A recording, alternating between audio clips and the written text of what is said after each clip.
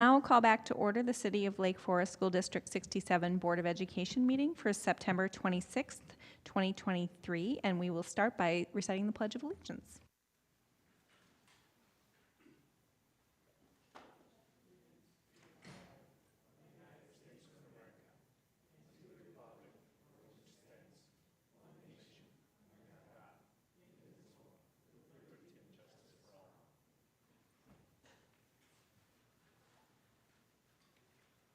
Thank you. And after a summer where it's been very quiet in here, we've been lonely without having these school spotlights, we are really happy to welcome back DPM to share this month's spotlight about their school.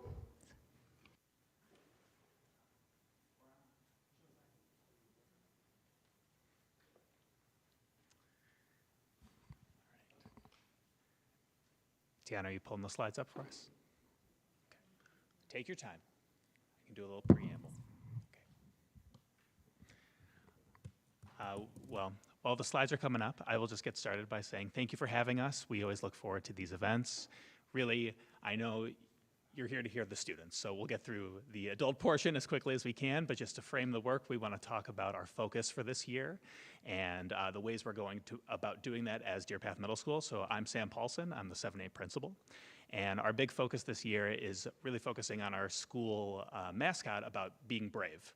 And you've probably seen driving outside of Deer Path Middle School, "It's a great day to be brave" is a slogan that we are really trying to promote. And how are we going to do that? Well, our new schedule has this wonderful opportunity of advisory. And advisory is a time every Monday for the first 20 minutes. It's these small classroom communities of students about 10 or less in each advisory. And that's really where we want to cultivate a lot of the belonging at school. And it's a time to really address some of those other skills that aren't strictly academics that are reflected in the portrait, which Mrs. Eigenrau is going to cover next. So one thing that we really wanted to focus on was connecting the idea of being brave to the competencies within the portrait. So what we did with our building leadership team, which is a group comprised of a variety of teachers across the building, is we did a crosswalk of the definition of brave, the portrait competencies, and then an article about how one could demonstrate bravery. And within what we realized is that bravery is really infused in pretty much everything we do, from our academics to our athletics, to our clubs and our sports, to the ways that we want to interact as individuals and to feel proud of who we are and how we contribute to the Deer Path community. So you can see what those competencies are. And then what we did is we infused that within our BLT meetings, in our advisory committee, which you'll hear about, and then all of the different extracurricular activities for our students.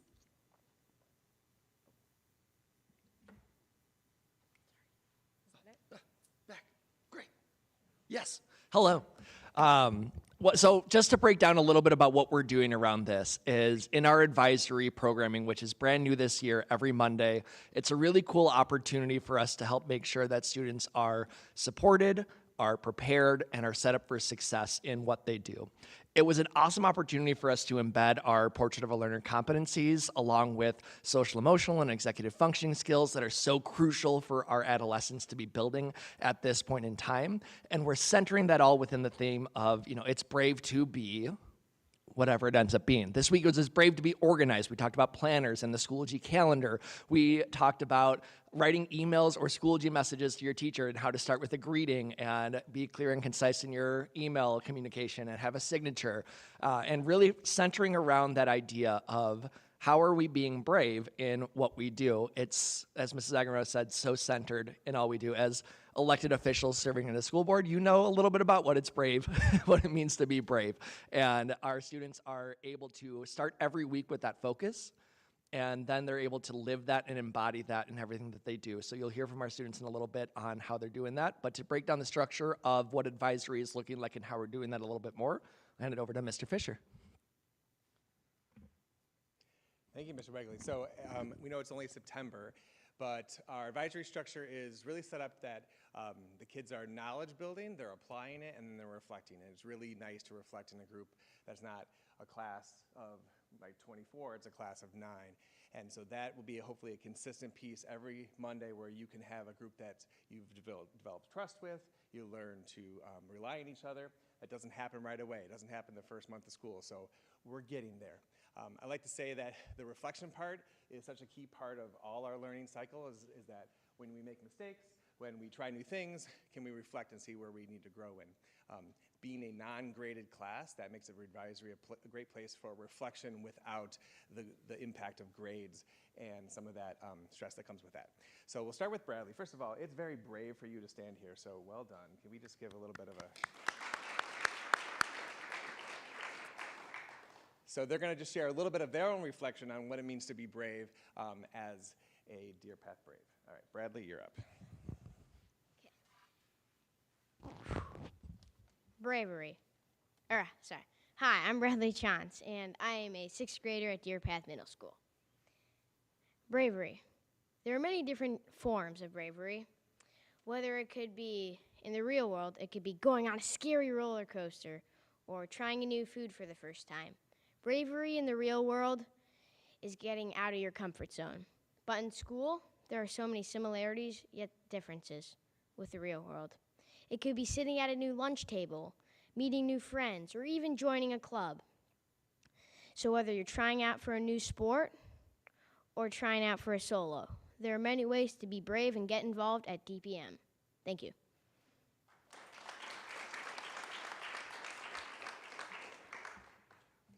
Hi, my name is Abby White, and I'm a Brave student at Deer Path. What being brave means to me is stepping up for a friend or inviting someone new to sit with you at lunch, and maybe even talking to someone new at recess. At Deer Path, I can be brave in the lunchroom, classroom, VersaCourt, and many more places. I know if I am brave, then my friends will be brave too. Finally, you can be brave by doing well on your schoolwork or not being nervous for a presentation and giving your all into your presentation. Remember to be brave.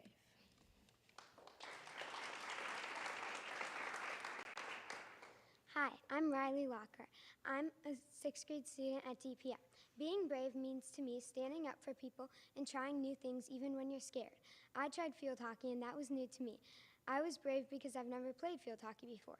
That took a lot of courage. You can be brave too.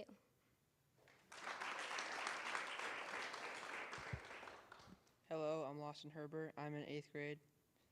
Bravery is a strength to face danger, fear, or difficulty. It doesn't mean not being scared. It means that even though there's anxiety and uncertainty, you try to have courage to do the right thing anyway. At Deer Path, we stick up for each other. At the start of the year, Deer Path's opening message was about being brave.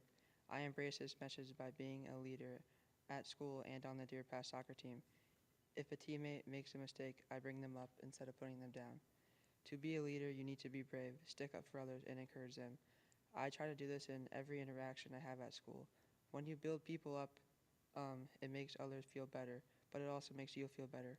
When I am brave, it encourages others to be brave and be there for each other too. I will continue this throughout the year in keeping brave and a leader. Thank you.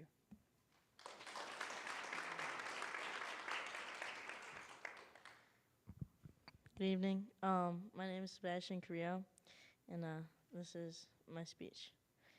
After we started the school year with an assembly about being brave, I thought this year we're really focusing on stepping up and being brave as students.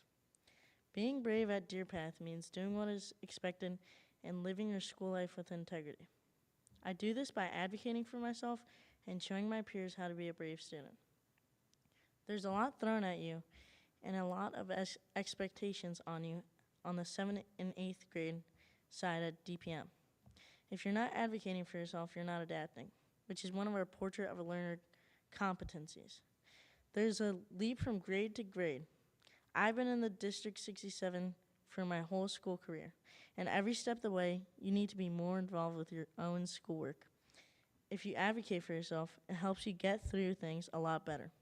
At times, advocating for yourself can be hard, but in this school, there's a lot of support for you. This is where being brave comes in. We all have our own difficulties, but if we are brave and advocate for ourselves, we can be more successful. I like to be a good example in my classes, and I like to do what is right because that is who we want to be at Deer Path. A lot has changed, even in the past 10 years, especially in the town that we are in now. There can be a spotlight on you and how you choose to act. By being brave and stepping up in my classes and out of school, My peers will notice how I am being brave and hopefully also take up their responsibilities to be brave. Being brave means a lot to me. It also means a lot to Deer Path, as our advisories are going to be about being brave all year long. Thank you for coming tonight and allowing me to speak.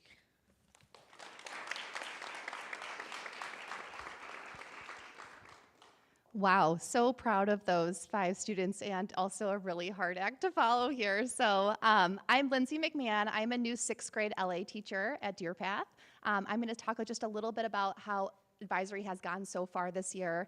We've had 4, and it's really been a great start. So I see it as a great time to really build strong connections with students and between students and staff. It's been such a safe space. I have 7 students in my advisory. It's very small, and it has just a completely different feel than my other classes. We have so much time to really kind of delve deeper into some of the things that they're struggling with, and then also get them what they need in that time period. I feel like students can kind of just take a deep breath at that time and relax and kind of get what they need. So far, we've engaged in school-wide community building activities that really help students build this strong foundation for success. Like some of the people that have spoke before, we've done some get-to-know-you activities between our own advisory, get-to-know staff so they know the faces that they're seeing every day, even if they're not their teacher. The importance of using that assignment notebook and those organizational frameworks. Also a new PBIS ticket system at DPM, and just to kind of encourage really strong, positive, brave behavior in school. I do see a lot of great opportunities in the future, lots of areas to engage with future lessons, like target the components of the Portrait of a Learner, SEL standards, and just other areas of helpfulness and responsibility that are great for middle school learners to engage with. Overall, having the goal of providing students with a shared experience really helps to create this positive school climate that I know we're going for at Deer Path. I'm already seeing the ease that just really comes with students feeling welcomed and feeling heard in this small space. And I just look forward to deepening those connections with my students over the next, the remaining Mondays in the school year, especially at the DPM Adventure Day field trip that's coming up in October that we're super excited about. So thank you for having me. Thank you, Mrs. McMahon, and thank you to all of our wonderful students who presented. As you can hear, the theme of bravery has really resonated with them, and it's such a wonderful opportunity for us to bring the Portrait competencies to life. So we have so much to be proud of. Thank you again for having us, and remember, it's a great day to be brave. Take care. If we could have a picture with the board before you leave, we much appreciated.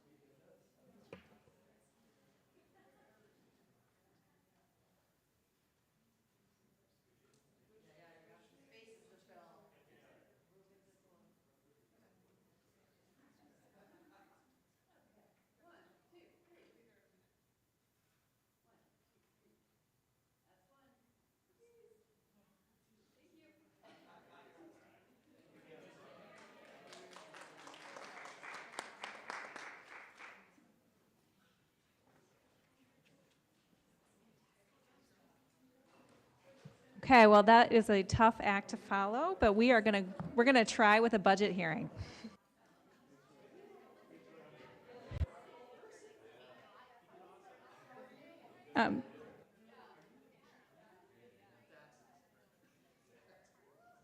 May I have a motion to adjourn into the 2023-2024 final budget hearing?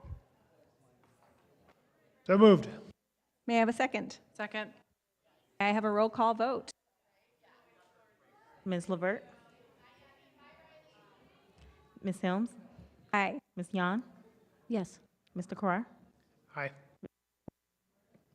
Yes. Ms. Bernal? Aye. Mr. Remus? Yes. Motion carries.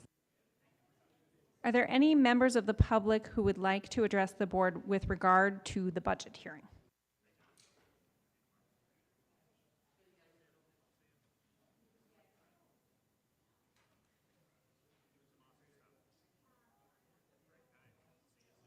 Okay.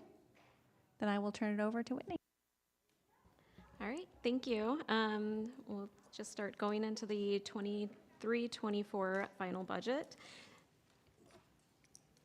So just a couple legal requirements. By September 30th, the board is required to adopt the budget for the year.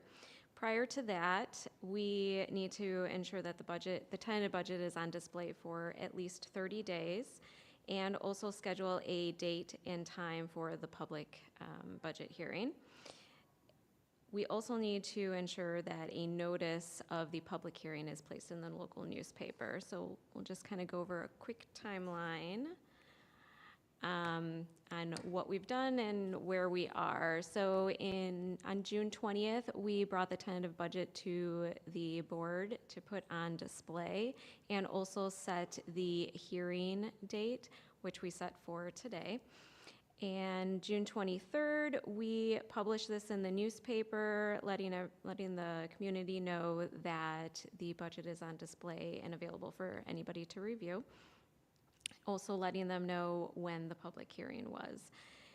Then from July 13th, we brought an updated budget to the Finance and Ops Committee to review, with any changes that we had from the tentative budget through July 13th. From there, we then brought any final changes to the September 14th Finance and Ops meeting. And as you can see here, I kind of skipped the June 20th to September 20th is really when we were just diving deep into the budget, making sure that we were looking at any contracts, any different changes that were happening, looking at staffing, and we'll kind of go through that a little bit more in a few more slides. And as far as the final steps, today we're hoping that the board will adopt the budget for the 24 school year. And then from October to November, that's when we're going to use our 24 budget as our baseline in order to work on our 5-year projections. So one thing that goes into budgeting is our enrollment figures. And so we just wanted to quickly share this with you. Originally, we had projected for FY24 1,583 D67 students, and as of 9/8, we actually had 1,618 students enrolled. And we'll kind of dive into our revenues here. Our revenues come from 4 different sources. We have our local, state, federal, and some other revenues. We'll dive a little bit deeper into that. I did want to let you know, so our local, we pull out our property taxes just to get you a really good visual on what you're seeing right now, and it basically is showing you that we're very property tax dependent. Without our transfers in there, which is that small turquoise box, we're looking at about 88% of our revenues are coming from property taxes. I just wanted to give you that quick visual before we kind of dive deep into it. So with our property tax collections, those are in 2 installments. There's the June and September. When we're doing our budget, we normally collect 99.8%, but we like to be a little conservative and assume that we're going to have a 99.6% collection rate. This year, we're going to be able to recapture $163,000 in additional property taxes. And then as far as our local revenue, those things are made up of a corporate personal property replacement tax. We have food service revenue, interest earnings, student-based revenues are going to come from your preschool tuition, materials and fees, transportation. Some of our other revenues are going to be any facility rentals that we have, tax increment financing, impact fees. And then just a quick thing before we dive into the revenues themselves. Our state's revenue is made up of general state aid, categorical payments, which include transportation and some special education grants. At this point, we're happy to see that we don't have any delays in payments. There were a few years back where there was a long delay in collecting some state revenues. In regards to our federal revenues, this is our restricted federal grants, so your Title I's, your IDEA grants. It also included, during the pandemic, it also included some of our ESSER funding and our ARP IDEA funding. You're going to see a little bit of some carryover when we dive into the revenues of some leftover ESSER funds and IDEA funds. This also includes Medicaid matching. One thing that is not technically a revenue is the transfers. I wanted to pull those out for you because what the transfers are, even though we're required to report them as expenditures and revenues, it's basically just moving dollars from one fund to another. So for example, with the Cherokee project, we made a decision to move dollars from our operation and maintenance fund to our capital projects. So within our operation and maintenance, you'll see an expenditure for the transfer, and the capital projects, you'll see revenues because we're moving the funds in. So with all of that overview, we'll kind of do a little bit of a deep dive here. I just wanted to kind of go over the major changes that we're seeing here. We kind of discussed property taxes a little bit. As far as other local income, what the major change here is going to be around interest earnings. And now that the interest rate is a little bit higher than it has been in the past, we're able to kind of go after some investments. Prior to the interest rate being as high as it is right now, we were actually earning more money in our money market, and so that's kind of where all of our interest earnings were coming from. In regards to the next major decrease is our federal funding, and that is actually all related to the ESSER funds and how we don't have those available to us anymore. We still have a little bit of it in our budget because we have some funds that were expensed in FY23 that we are collecting in FY24, and then there's still just a little bit left over that we need to expense. But that is why there is a major decrease in our federal funding. Transfers, again, this one is a large increase, and this is due to the Cherokee addition. And then just a quick overview on our expenditures. So with our expenditures, we are required to report them classify them based upon objects under our accounting standards. And so the specific objects are salaries, benefits, purchase services, supplies, and I have the rest listed out here. And then just to do a quick overview on our pie chart here. So a majority of our expenditures are going to come from salaries and benefits. This chart, though, just for our district is a little skewed only because of our shared services. A part of our salaries and benefits are sitting in our professional services, and that's because any employee who's a District 115 employee who we purchase services from, we're required to put that amount in purchase services because we're technically purchasing a service from District 115. 115 also has that on their side as well.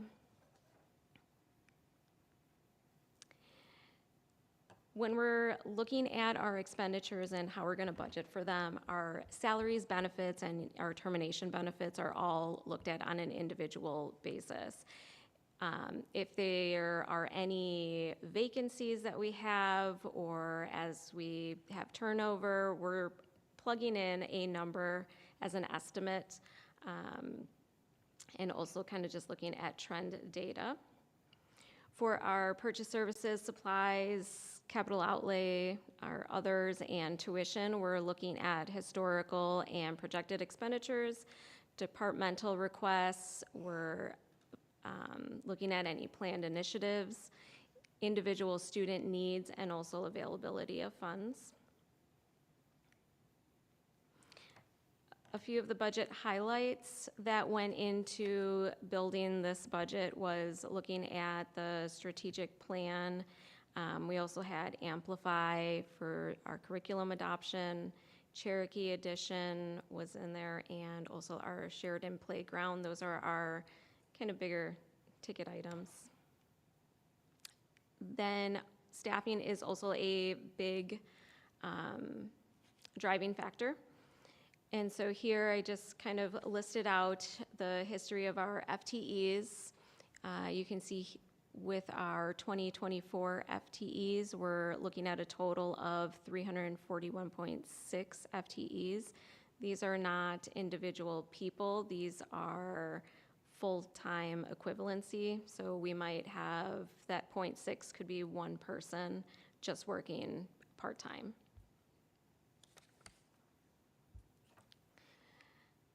Some salary assumptions that go into play are the LFEA contract, which is set to expire in FY25.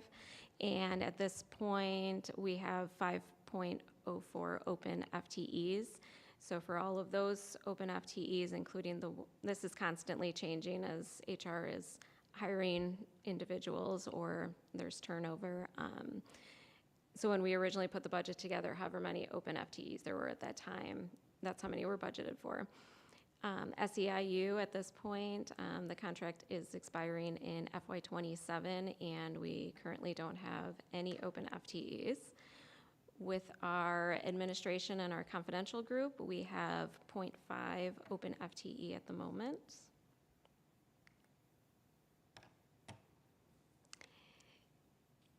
And we'll do just a quick dive here on our expenditures.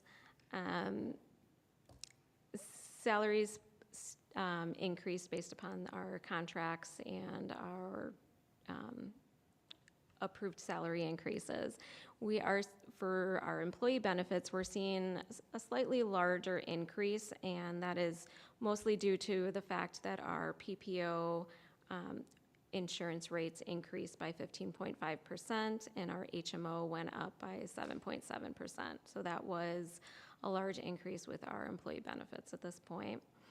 With our purchase services, we also see a large increase there. True North fees went up quite a bit this year. And also, there's a few different things that are going on. So within our purchase services, we also have professional development. So we have some expenditures there with our new curriculum adoption. And also special education is working with the MCIE. Our technology department saw some significant increases with their professional services, and we also added some funds in there for our security cameras. In regards to our supplies, we would have seen a positive number on this increase, but we were able to utilize some of our funds from FY23 because we had a positive impact on the fund balance. We were able to purchase the curriculum adoption with FY23 dollars. Had we not been able to do that, we would have seen a positive change here. With our capital outlay, this increased a lot, and this is going to be because of our Cherokee Edition and also our Sheridan Playground. Our others are the transfers again. That one's going to be our Cherokee Edition. And then for our tuition, this increased due to our increased fees with True North. And our termination benefits were decreasing based upon the number of employees that we had retiring for the year. So here you can see bottom line, the change is an 18.23%, and a majority of this increase is due to our Cherokee Edition. So the other view, and this is all of our funds, kind of all in. Another view that we like to really look at is all of our funds excluding our capital projects. And this gives you kind of a better idea of if we didn't have the Cherokee addition going on, what would the scenario look like? So we're really looking at a 4.67% increase.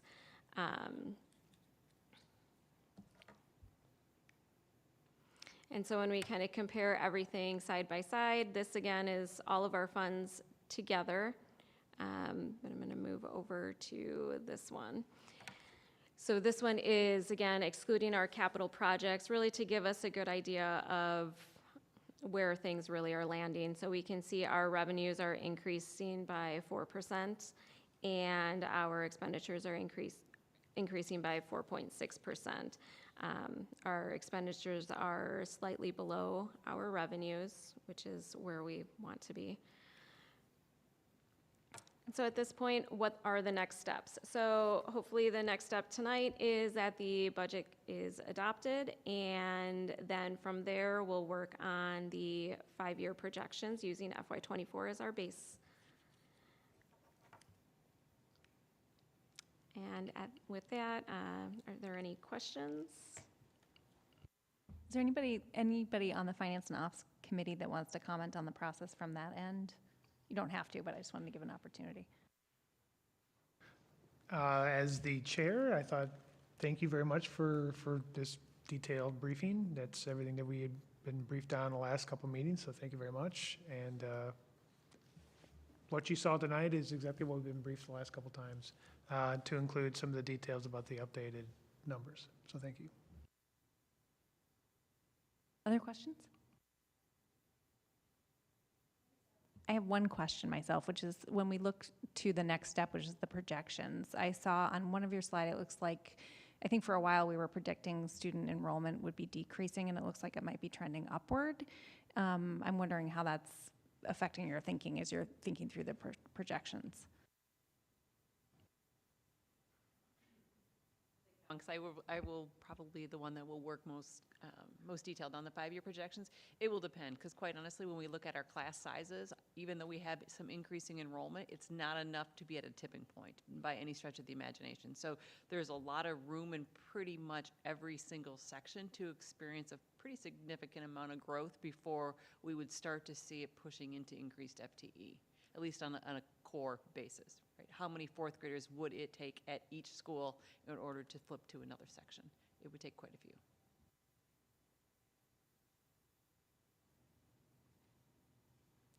I just want to echo Carl's thanks for that detailed presentation. It was very helpful, and we appreciate it.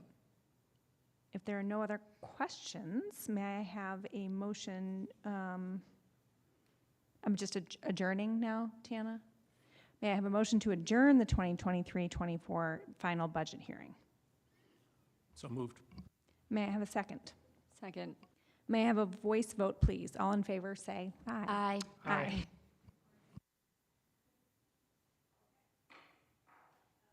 I will now call back to order the City of Lake Forest School District 67 Board of Education meeting for September 26, 2023. May I have a roll call, please? Mr. Remus? Yes. Ms. Engelberg? Yes. Ms. Levert? Aye. Ms. Helms? Aye. Ms. Bernal? Aye. Mr. Carrar? Aye. Ms. Yan? All right, and I will turn it to Matt for his superintendent's report. Good evening. Thank you so much. And tonight's report is going to cover 4 topics. I'll touch on where we are with the strategic plan and outcomes and measurements, talk quickly on the facilities and what is happening in terms of projects since we started school. Also move through community connections, and then finish with a preview to the IAR results that we have and some insights for the October board meeting. If we start with the strategic plan and the metrics, tonight's, and this is for the audience who are watching, tonight's workshop with the board was focused on reviewing the first draft from the metrics that are aligned to goals 1, 2, and 3 from the strategic plan. As promised, this school year, we were releasing metrics for year 1 of the strat plan.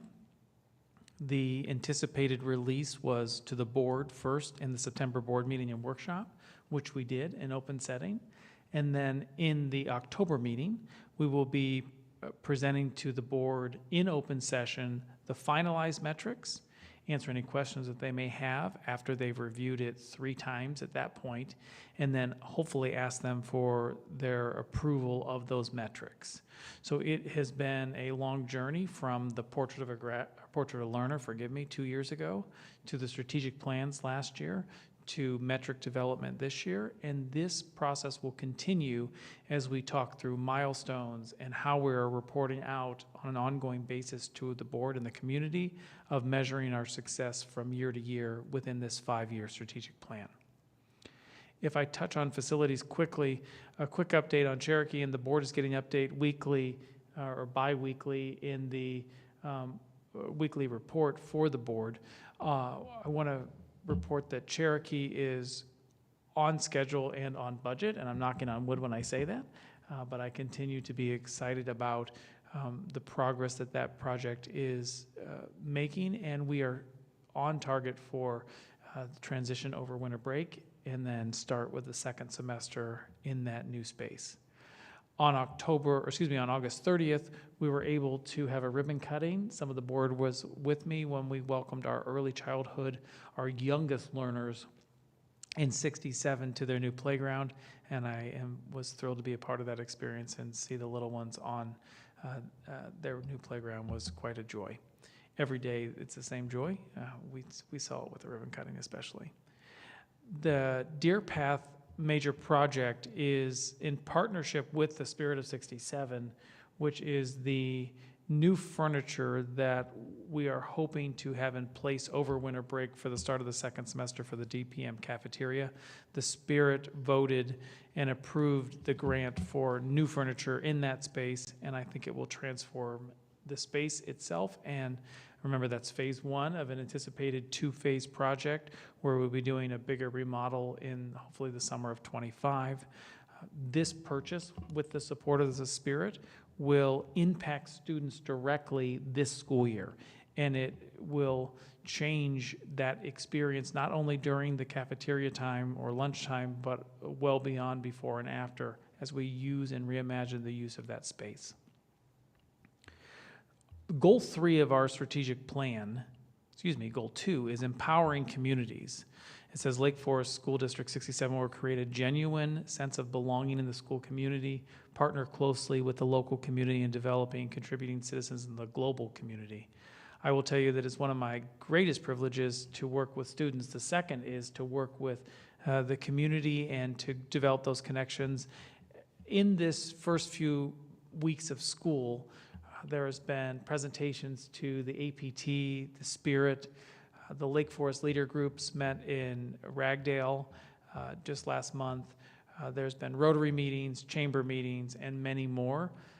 Our partnership with community is ever present, and we are continuing to look for new ties to make sure we're bringing our community into the school district to show them the great things we're doing, and also partner with them with exciting opportunities for faculty and staff. I will finish the report with a preview to the IAR report.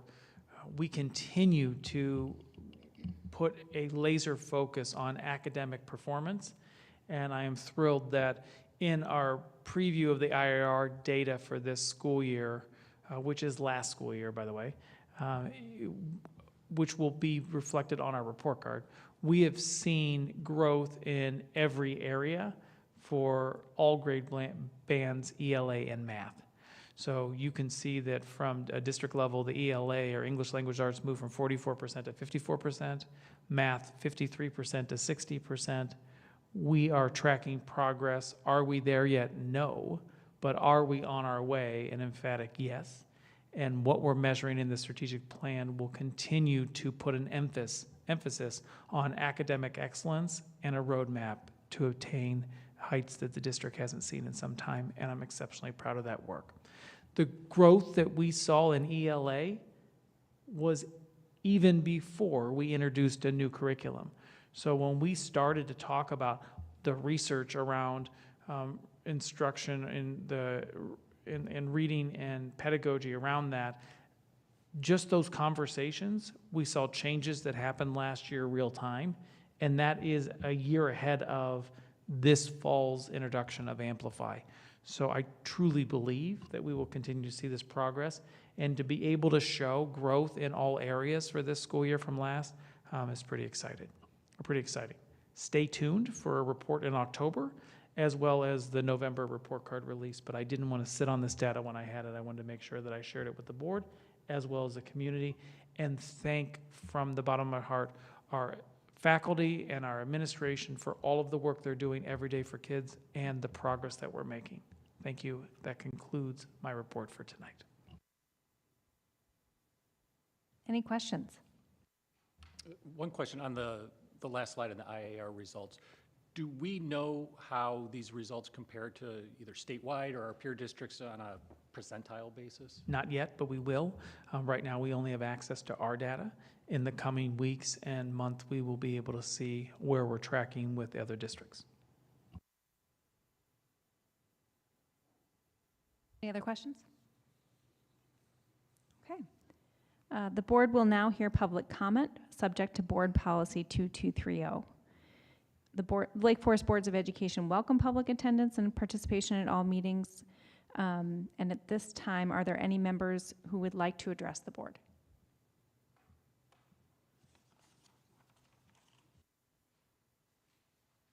Hearing none, we will move on to committee reports, starting with the Education Committee. Thank you. So our Education Committee had our first meeting of the year. It was very exciting and also very small because some of the people that normally come to that meeting are really busy with Amplify training. So we kind of had a slow roll into it. We have a whole new committee this year. We have all new board members. It's myself and Megan and Carl, along with 4 new community members.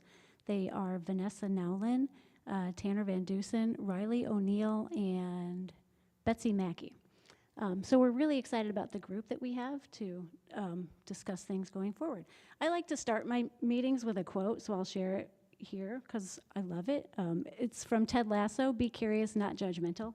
It's one that we use in our family, and I think it's applicable to many aspects of life. So we were using that as our guiding principle here.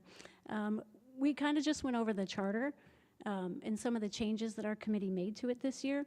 We're continuing the work of the Portrait of a Learner and the strategy planning and the metrics that Dr. Montgomery talked about, and we're kind of going to roll that into the Education Committee and use some of those metrics and goals for some interim check-ins on how we're doing on some of those things, just to have a more timely update and reporting on that.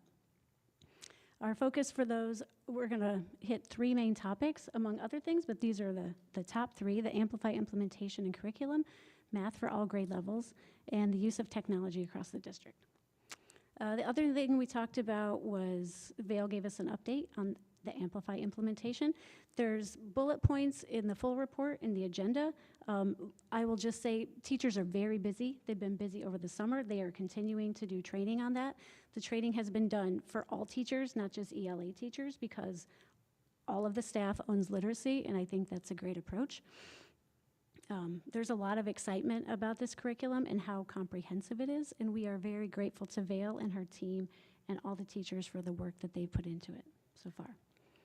Oh, and our next meeting is October 19th at 1:30, and anyone is invited to come to that meeting. Any questions? Okay, I will turn it to Carl for Finance and Ops. Good evening, and thank you, Madam President. The Finance and Operations Committee met on Thursday morning, September 14th. We welcome aboard the new community members who are Jeremy Choi, Laura Gooding, George Metro, and Steve Surrey. We discussed the budget and fund balance. So again, thank you, Whitney. That was awesome. As well as multiple actions on tonight's agenda. There's 2 of them, and I'll go over those a little later. So I encourage you all to go through and review the full committee report, which is part of the agenda here, and has all the greater details, including the presentation that was provided. And our next meeting is scheduled for Thursday morning, October 12th at 7:30 here in the boardroom. And pending any questions, that's all. That is my report. Any questions? Okay.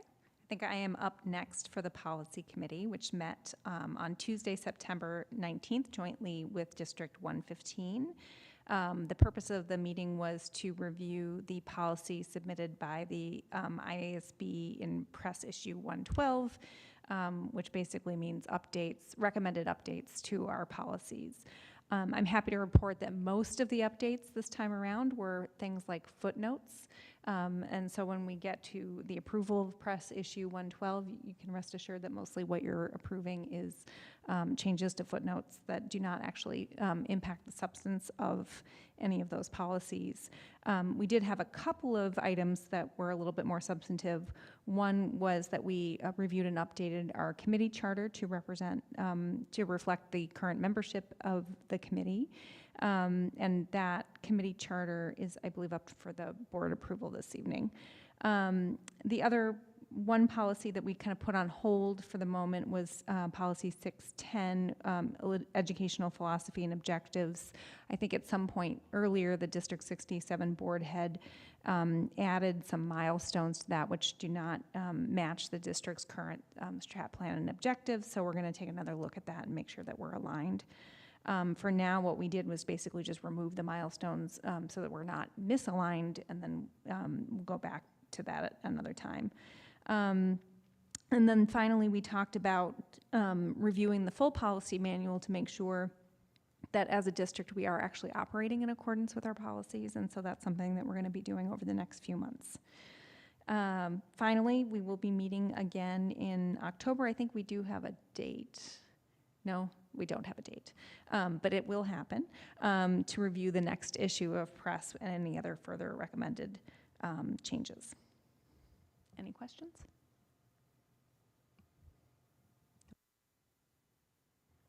Emily, True North?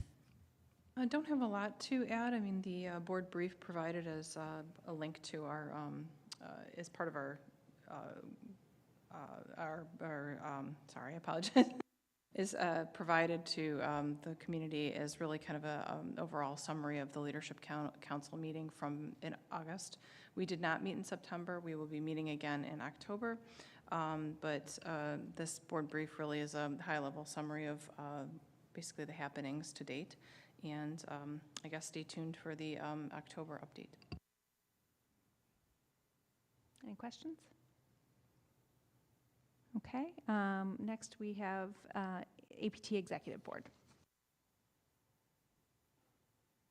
Yeah, the APT and the Spirit had a joint kickoff that Dr. Montgomery presented at, and he also mentioned. They introduced the building presidents, and they talked about some of the construction projects that were going on. The highlight, I thought, was the speaker, Dr. Matt Dewar. He is one of the high school teachers, and he talked about just ways to help kind of get more emotionally regulated, that kids come to class emotionally unregulated, whether it's from issues at home or friend drama, whatever the reason is. And it makes it really hard to learn when your body is in a fight or flight response. So he talked about different ways to kind of let the brain get back in control and ready to learn, and resonant breathing was one of them, and teachers connecting with their students. He was a great speaker. I think the high school is lucky to have him, but it was a great speech. And he's on Instagram if anyone would like to follow him. Thank you. Any questions there? Great. We will move on then to our actions items and start with the adoption of the 2023-2024 final budget. May I have a motion to adopt the 2023-2024 final budget? So moved. May I have a second? Second. Any final comments before we move to roll call? One comment. So the committee, we did review this, like we said earlier, and we had no substantial questions or concerns, and approval is recommended. All right. May I have a roll call vote, please? Ms. Bernal? Aye. Ms. Helms? Aye. Mr. Carrar? Aye. Mr. Remus? Yes. Ms. Levert? Aye. Ms. Yuan? Yes. Ms. Engelberg? Yes. Motion carries. Okay, may I have a motion to approve the written word contract for professional development? So moved. Have a second? Second. Questions about this item? Or Carl, do you want to talk about? I can give a quick summary. So this is another item that we also discussed, and Ms. Joanne Ford Halverson was great to come in and spend a few minutes with us to go over that. The funding, I'll hit on a couple quick points there. The funding, it's fully funded by IDEA grant funding, which is great. There is a great need for this. The district does not currently provide this service, and none of our peer districts do either. So we'd be leading the way on doing that. So while there are only a few students per school that have diagnosed dyslexia, this training provided to our teachers would really elevate all the students within the schools. And Joanne also went through the selection process. She researched a bunch of different providers and identified this one really because of the intensity of training. So there are 11 teachers throughout the district. We're going to get 100 total hours of training this year. And there's a potential expand for multiple years after that, depending on which way or how it goes and the improvements that they're seeing. So committee recommends approval of the contract because of all these points. Any other questions? One question, it's probably for Jeff and not Carl, but Carl, feel free. You made the comment, and I'd seen it in some of the summary as well, that while there are only a few students per school that are dyslexic, it benefits everybody. Can you comment on that? Sure, because even some of those practices, they're good for all students who are struggling. It's really about some foundational reading skills. So by having somebody trained in that practice, they can also support other teachers with students who might not have been formally diagnosed with dyslexia. We don't do that in the educational setting, but it's good for all students who are struggling. So it's not just for a few. It's really good for really all readers. Is this a one-time expense, or is this going to be a recurring annual expense? It's a good question. Ideally, we train people and then they stay with us, but in the event that there are shifts, we might have to train people down the line. I think she wanted to get her initial 1 to 2 people at each building first, but down the road we might need here or there, but otherwise should be the bulk of the expense. Last question. The selection of the people who are going to be part of this training program is it take into account whether or not these are people who are likely to be around for the long term so that we get the benefit of this investment in the future? Yeah, that's a great question. It was, from my understanding, more on a voluntary basis, but I'm sure factors were taking in if somebody was going to be retiring in a year and knew that, and then we're going to train them for the X number of years. That was probably taken into account. To my knowledge, that wasn't the case, so we would hope that all of our people are here for the long run. Thank you. Sure. Other questions? Okay, may I have a motion? Oh, I think we've already had a motion in a second. May I have a roll call vote, please? Ms. Helms? Aye. Mr. Remus? Yes. Ms. Engelberg? Yes. Ms. Bernal? Aye. Ms. Yan? Yes. Mr. Carrar? Aye. Ms. LeVert? Aye. Motion carries.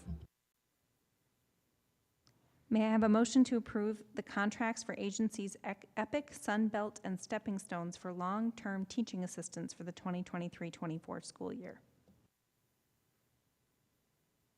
So moved. May I have a second?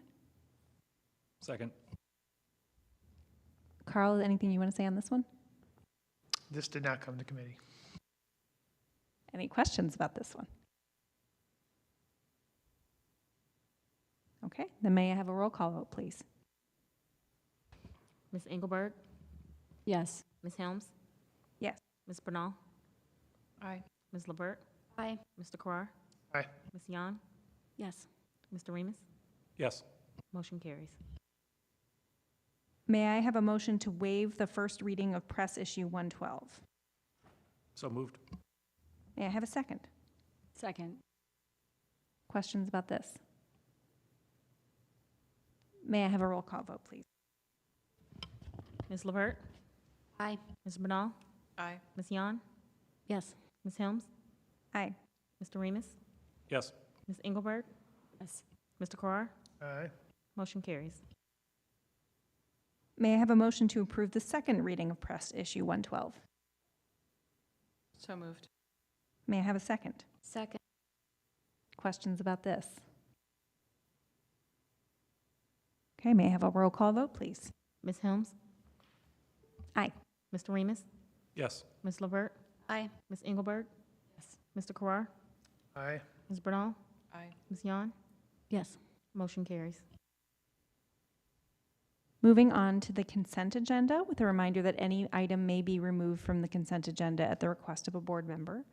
May I have a motion to approve the consent agenda items, including approval of the SY23 administrator and teacher salaries and benefits report, approval of disbursements, payrolls, and financial statements, June 2023, approval of the human resources report, approval of the policy committee charter, minutes from an executive session of August 29th, 2023, and minutes of a regular meeting and workshop of August 29th, 2023. So moved. May I have a second? Second. Any concerns about the consent agenda? May I have a roll call vote, please? Mr. Carr? Aye. Ms. Bernal? Aye. Mr. Remus? Yes. Ms. Yon? Yes. Ms. Levert? Aye. Ms. Helms? Aye. Ms. Engelberg? Yes. Motion carries. Moving on, we've had 2 FOIA requests come in since our last meeting. Well, 3, 2 from Frank McCormick, which are have both been completed, and 1 from Jeff Brinkat, which has been completed. At this point, the board will now have a second opportunity for public comment subject to Board Policy 2230. Are there any members of the public who would like to address the board?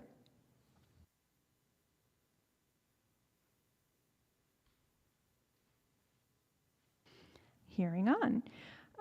Moving on. With a few announcements, Monday, October 29th is no school for students and staff. Thursday, October 12th will be our next Finance Committee meeting at 7:30 a.m. Here at the LFHS West Campus Boardroom. Sunday, October 15th is an event that is near and dear to my heart, the Grateful Market at Beacon Place, where our students will have an opportunity to provide food to kids and families who need it. And I don't know if, Melissa, I don't want to put you on the spot, but if there's anything else you want to share about the Grateful Market. Thanks, Annie. The only thing I would add is, in addition to addressing the issue of food insecurity, and by the way, this was the brainchild many years ago of Paul Helms and his buddy Brady Stodolnik, who now are old and involved at the high school level. But it's also a time for families, in addition to address food insecurity, to experience just a moment of respite, and their families come and they participate in other activities as well. We have our Spanish students who lead them in Loteria, which is kind of like bingo. We have students who are athletes who come and lead them in soccer. We have the 8th graders from DPM and also District 65 who come and do craft projects. So it's just a great event on all levels, and we are grateful. Thank you, and thanks to everyone who's putting in time to organize that. Our next Board of Education meeting will be here on Thursday, October 19th. I'm sorry, that's our Education Committee meeting at 1:30 p.m. Our next Board of Education meeting will be Tuesday, October 24th, here at 7 p.m. And with that, may I have a motion to adjourn the City of Lake Forest School District 67 Board meeting for September 26, 2023? So moved. May I have a second? Second. May I have a roll call? May I have a voice vote? It's clearly the end of a long day. May I have a voice vote, please? All in favor, express your consent. Yes. Aye. Meeting adjourned.